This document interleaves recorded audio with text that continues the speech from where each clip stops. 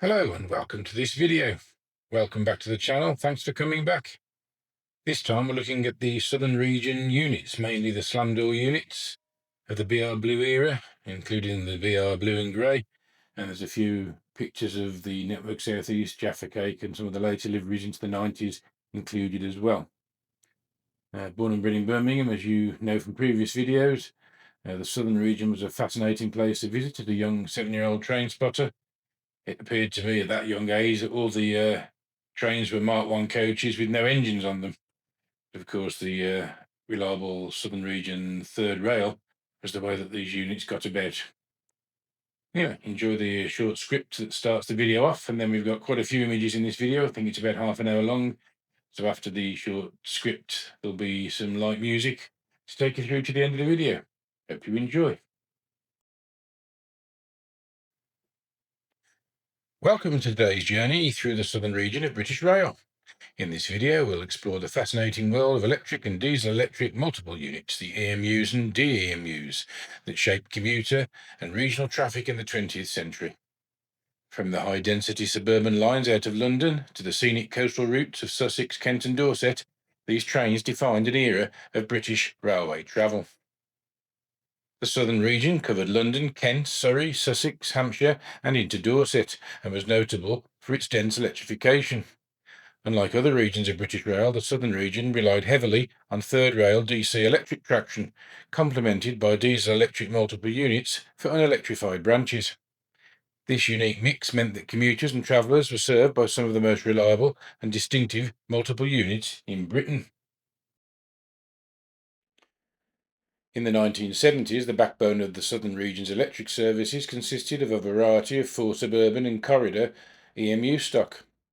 Key classes included the 405s, the 4 subs, older suburban stock, mostly pre-war design, serving short London routes, the 411s, the 4 SEPs, introduced in the 50s and 60s and still prominent in the 70s as 4-car EMUs on longer suburban and interurban services, and the 421s, the 4 SIGs, corridor units designed for longer distance travel, which included first-class seating. While the southern region was predominantly electrified, diesel-electric multiple units continued to play a vital role. The DEMUs, often called thumpers due to their distinctive engine sound, served unelectrified routes in Kent and Sussex.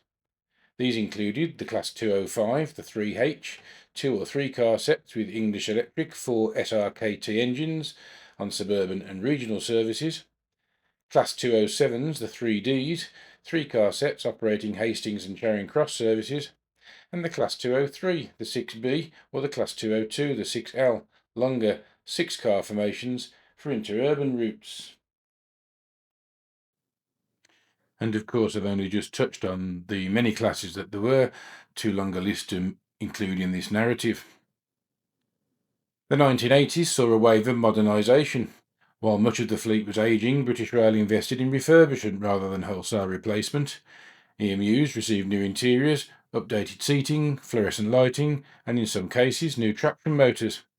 By the 1990s, the southern region saw the introduction of new EMU designs, improving comfort, reliability and efficiency. Older 1950s stock was gradually withdrawn, though DEMUs continued to serve lines not yet electrified.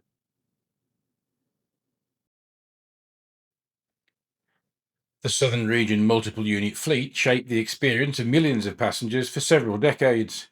EMUs provided high-capacity commuter service, whilst DEMUs ensured even rural and unelectrified lines remained accessible. Some units have been preserved, and the legacy of these trains remains an integral part of Britain's railway history.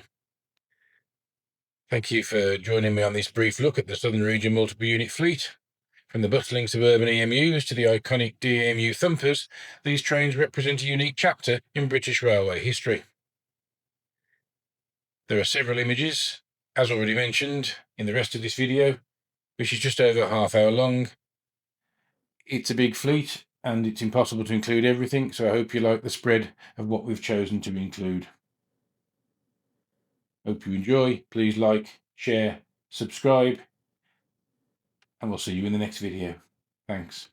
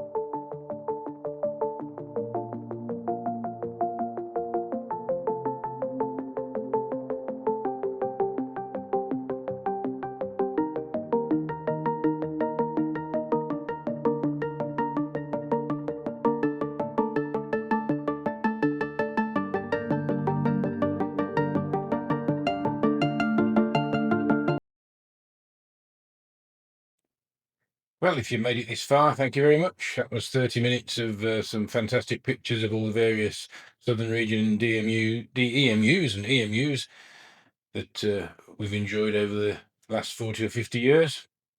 Thank you very much for watching. Please do like, share. Please subscribe. We're nearly at 1,000 subscribers and we'd really like to get there with this video. If you'd like to help the channel even further, there's a QR code on the screen for Buy Me a Coffee, which helps us fund all the software and the subscriptions to make these videos. You can hit the notification bell. But as I say, most importantly, please do subscribe. Over 80% of people who watch the video are not subscribers. Costs you nothing and just puts our videos at the front of your list so you know when we're going to do the next one. Thanks again. See you soon.